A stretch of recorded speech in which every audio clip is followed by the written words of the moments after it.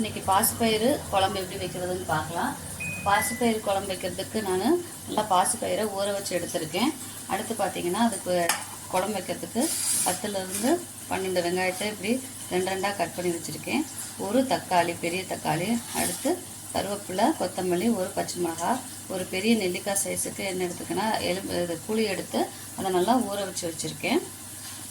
அடுத்து அரைச்சி ஊற்றுறதுக்கு பார்த்திங்கன்னா வெங்காயமும் எடுத்து வச்சுருக்கேன். இதை மட்டும் நம்ம அரைச்சி எடுத்துக்கிட்டால் போதும். இப்போ குழம்பு எப்படி வைக்கிறதுன்னு பார்க்கலாம். தேய்ச்சி எண்ணெய் காஞ்சிட்ருக்கு. ஸோ எண்ணெய் காஞ்சதும் கடுகு உளுந்து போட்டுக்கலாம். கடுகு உளுந்து பொரிஞ்சிருச்சுக்கா. ஸோ இப்போ நம்ம நறுக்கி வச்சுருக்க வெங்காயத்தை சேர்த்துக்கலாம். வெங்காயம், பச்சை மிளகாய் ரெண்டையும் சேர்த்துக்கலாம். சேர்த்துட்டு வெங்காயம் கண்ணாடி பதம் வர வரைக்கும் வதக்கலாம். கண்ணாடி பதம் வந்துருச்சு. இப்போ தக்காளியெல்லாம் கருவேப்பிலையும் ஆட் பண்ணிக்கலாம்.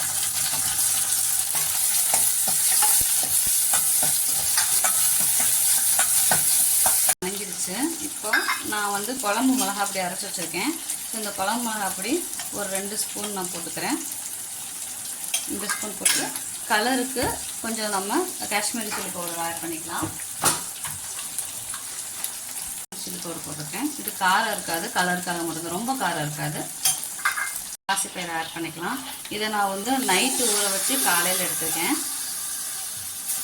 ஏன்னா அப்போ தான் நமக்கு வடச்சட்டியில் வேகிறப்ப சீக்கிரம் வெந்துடும். இல்லை நீங்கள் குக்கரில் வைக்கிறீங்கன்னா ஒரு 2 மணி நேரம் வேக வச்சா கூட போதும். 2லேருந்து 1 மணி நேரம் இல்லைன்னு 2 மணி நேரம் வேக வச்சா போதும்.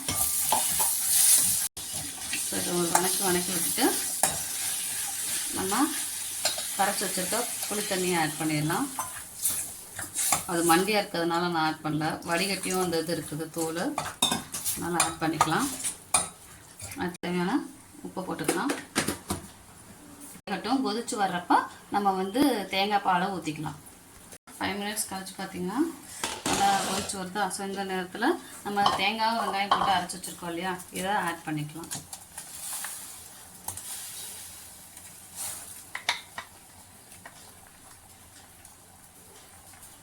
இப்போ அந்த 5 நிமிஷத்தில் வேகிறப்பே அந்த பாசிப்பயிறு வாசம் எல்லாம் சேர்ந்து நல்லா வாசமாக இருக்கும் குழம்பு. மிக்ஸ் பண்ணிவிட்டு இப்போ நமக்கு குழம்புக்கு இன்னும் கொஞ்சம் தண்ணியாக வேணும்னு நினச்சோன்னா கொஞ்சம் தண்ணி ஆட் பண்ணி மூடி போட்டு வேக விட்டுறலாம். ஒரு 10 மினிட்ஸ் வேகட்டும். ஆச்சு. 10 மினிட்ஸ் கழிச்சு ஓப்பன் பண்ணி பார்த்தோன்னா நல்லா குழம்பு வெந்து எண்ணெயெல்லாம் பிரிஞ்சு வந்துருக்கு. பார்த்தீங்களா, நல்லா குழம்பு வந்துச்சு. பாசிப்பயிரும் நல்லா வெந்து வந்திருக்கு. ஸோ இப்போ குழம்பு ரெடி. ஃபைனலாக நம்ம என்ன பண்ணிக்கலாம்னா கொத்தமல்லி தூவி இறக்கிக்கலாம். அடுப்பை ஆஃப் பண்ணிடலாம். சுவையான பாசிப்பயிறு குழம்பு ரெடி.